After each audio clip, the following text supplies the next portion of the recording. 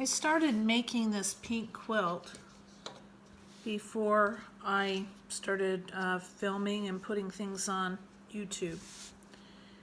And so I still wanted to show you how to do it.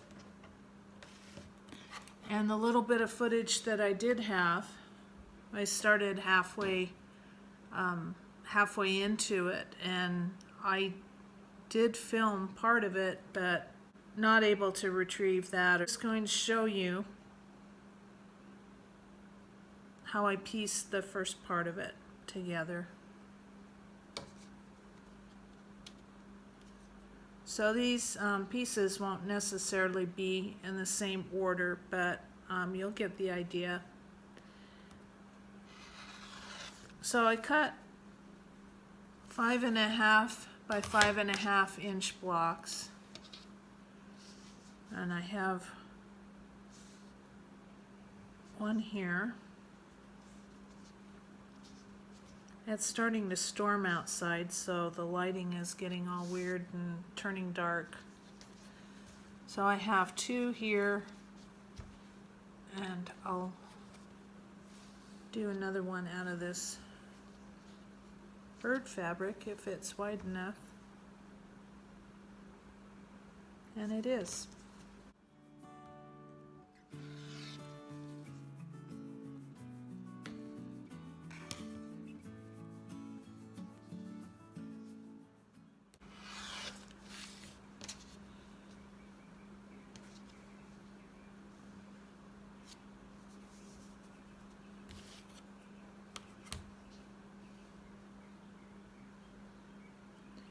Now, some of the fabric I don't have extra of, but I did have extra of this to show you.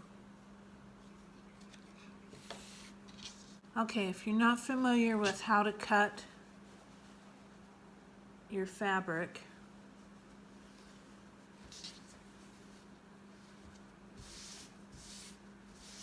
I'm just folding this because with the tripod there, I'm limited in space. But if you have first of all, a rotary cutter, you can do it with scissors, but a rotary cutter gives you more precise and accurate squares. You can get one of these rulers. Is really helpful. I'm using the smaller one here so that you can see better. And what I would do would be to line it up. So 5.5. So you'd line it up. I'm lining this line up with the end of my fabric.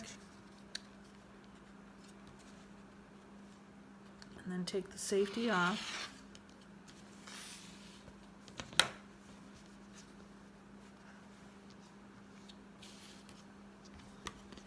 And then I'm just going to cut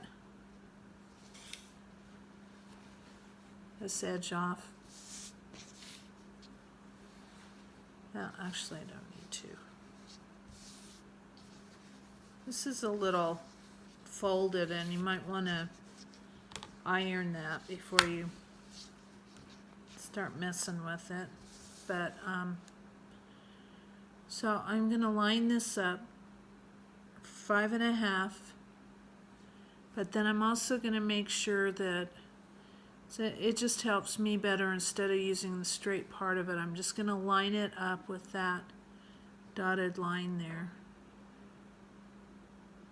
and make sure that it's straight.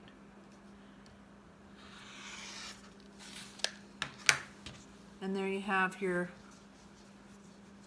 5.5 inch squares. And once we sew with a 1/4 inch seam, then that's going to give us a 5 inch square already sewn. So I'm going to go ahead and sew these two together, and then we'll pretend like I just did a whole strip. then I'll show you how to nest the fabric together.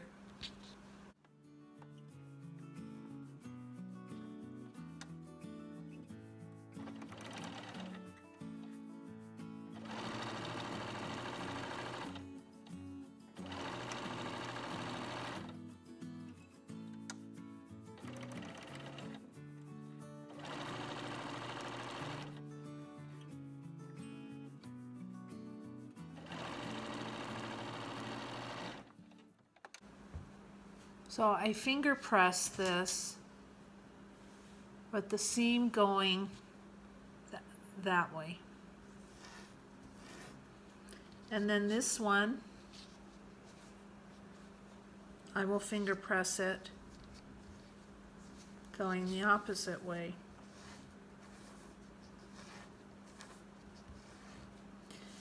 Now let's just pretend for a moment that I have a hole, that I've sewn the whole, what I think it was 7 blocks. So this is a whole row of 7 blocks on here. And so is this one. So I'm going to match these up, and I usually pin it because I'm just not that good otherwise without pinning it. So I don't know if you can see this, but you've got this seam going to the left, this one, top one going to the right. We put the right sides together, and then that will just kind of fit together. We call it nesting, and it will just kind of fit into there. And so then you want to pin that and sew that. And so it looks like my green fabric is too short, but just for demonstration's sake, we're just going to go ahead and sew that anyway. You're already pretending that it's a line of 7 there, so just pretend that that goes all the way to the edge. I'm going to go to the sewing machine and pin it. And I don't know what I've done with my scissors. So I'll take it back to the mat here and take a look at it.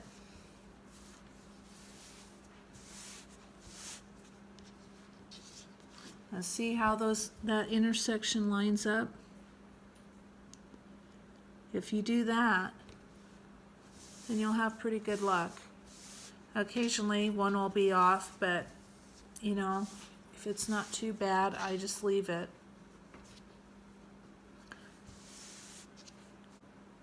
You get your squares. I think I had, let's see, 7 times 8. I had 7 across and 8 going down, so that's 56 squares.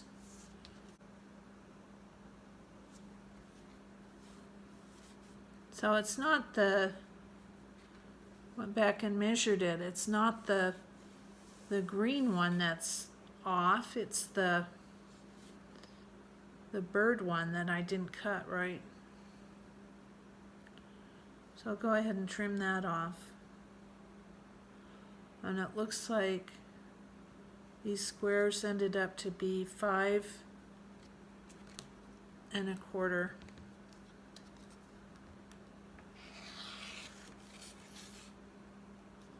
So there you go.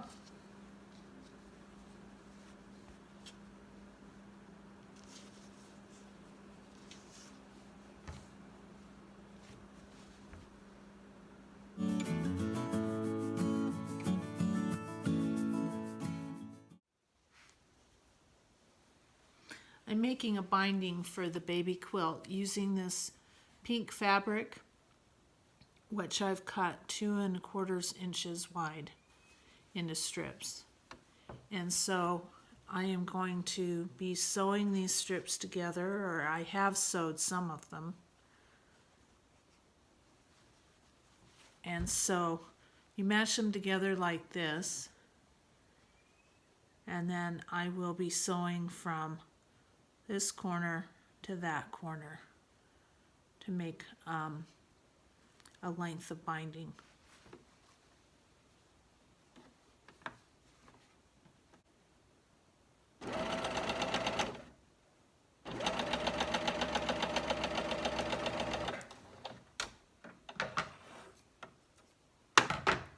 Okay, so when you pull it together like that, then you've got one nice long strip of fabric, and I'm going to go ahead and sew the rest of these together.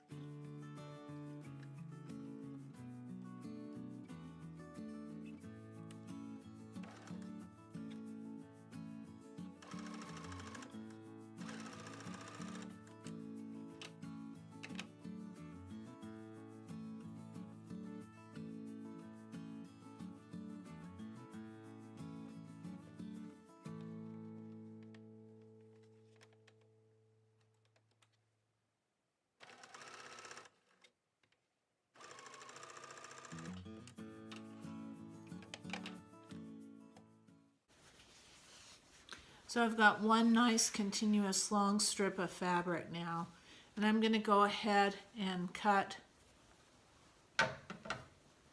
these off the back. You can do it with the rotary cutter if you want, but you don't need to. And then I am going to go ahead and iron them, fold it in half and iron it down, so that I'll have some binding.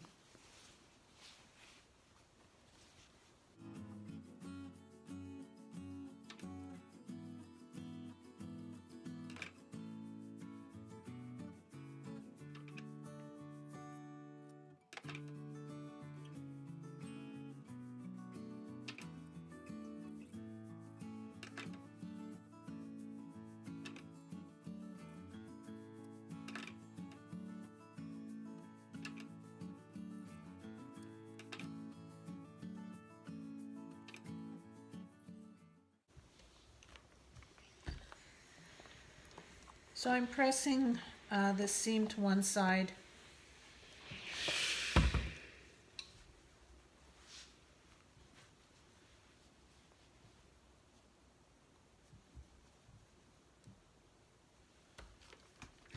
And then just folding it in half. I'm pressing the whole thing.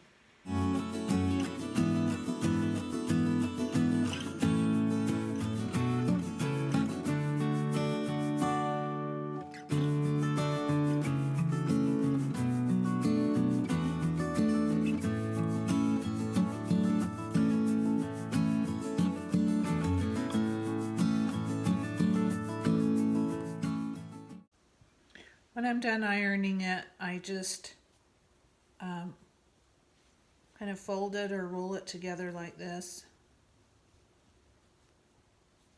so that it doesn't get all wrinkled, and it stays nice until I'm ready to use it. If it bugs you, you can cut off those dog ears. It doesn't bother me. So I'm just going to leave them or trim them when I sew.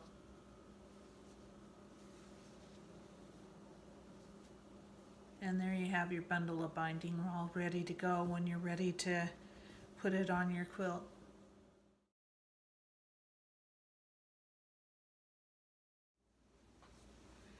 I've chosen this fabric for the backing and to make some borders for this quilt, this baby quilt here. Right now I have 7 blocks. Each block is 5 inches wide, and I have 7 on top and 8 going down for the length. So that puts that puts our measurements at 35 inches by 40 inches right now. I am going to do 3-inch strips for a border, which will give me a final border of 2.5 inches on each side, well, all 4 sides, which will add 5 inches to the width and 5 inches to the length of the quilt. I went online to try and find what the dimensions of a baby quilt should be, and it can be anything you want it to be. But I thought that this would be a nice size to end with it being 40 by 45 inches. So I'm going to go ahead and cut 3-inch strips now so that I have a 1/2 inch of seam allowance, 1/4 inch on each side. I measured out what I'm going to need for the backing, and so I put a pin in it so that I don't go past that line, so that I have enough for the backing and I'm not caught short after I cut all of the border pieces out.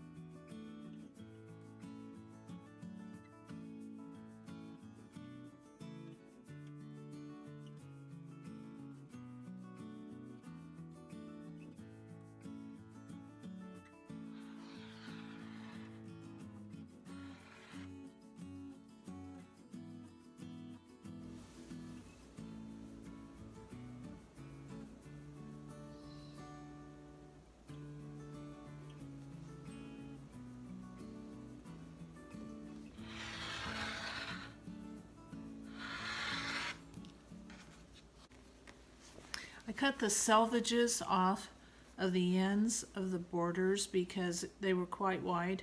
I have a long enough length that I can do the bottom and the top without piecing it. So I went ahead and pinned it to the bottom or the top, whichever, because it helps me if I use pins when I'm sewing. So I'm going to go ahead and stitch this one piece on now, using a 1/4 inch seam.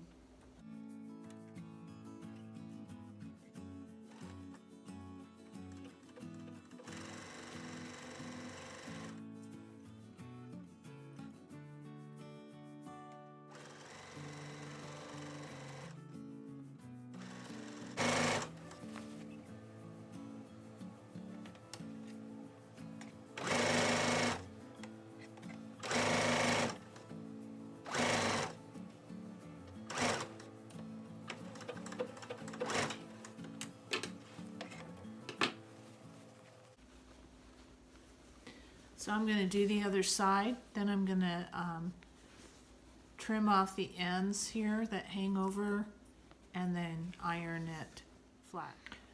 So I made a mistake in the information that I gave you. I had sewn those previous strips onto the sides, and the strips were long enough. So now I am doing the tops, and it looks like I won't have to add pieces to any of the strips to make them longer. So that's good. So I'm going to go ahead and sew the border onto the tops now.